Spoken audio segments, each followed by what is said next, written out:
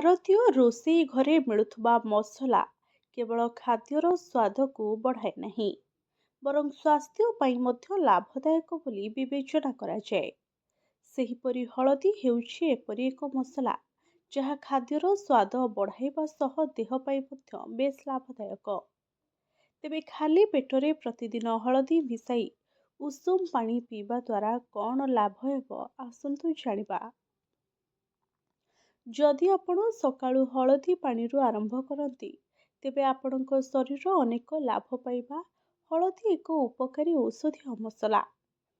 ହଳଦୀ antibacterial, antifungal ଗୁଣରେ ଭରପୁର। ହଳଦୀ କେବଳ ଖାଦ୍ୟର ରଙ୍ଗ ଏବଂ ସ୍ୱାଦକୁ ବଢ଼ାଏ ନାହିଁ, ଏହା ଖାଦ୍ୟକୁ ପୁଷ୍ଟିକର କରିବାରେ ମଧ୍ୟ ସାହାଯ୍ୟ କରିଥାଏ। ହଳଦୀ ଦାନ୍ତ, ରୋଗ ପ୍ରତିରୋଧକ ଶକ୍ତି ଏବଂ ପେଟ ସମସ୍ୟାରୁ ମଧ୍ୟ ଆରାମ ଦେଇଥାଏ। ହଳଦୀ ସ୍ୱାସ୍ଥ୍ୟର ଉନ୍ନତି ପାଇଁ ମଧ୍ୟ କାମ କରେ। ପ୍ରତିଦିନ ଏହାକୁ ଖାଇବା ଦ୍ୱାରା ଶରୀର କ'ଣ ଲାଭ ପାଇବା, ଆସନ୍ତୁ ଜାଣିବା।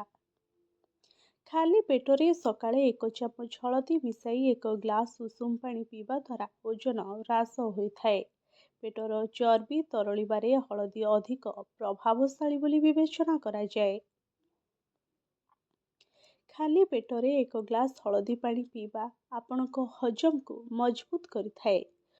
ହଳଦୀ ପାଣି ପିଇବା ଦ୍ୱାରା ଅଦୃଶ୍ୟତା, ଗ୍ୟାସ୍ ଏବଂ ଅମ୍ଳତା ଭଳି ସମସ୍ୟାରୁ ମୁକ୍ତି ମିଳିଥାଏ।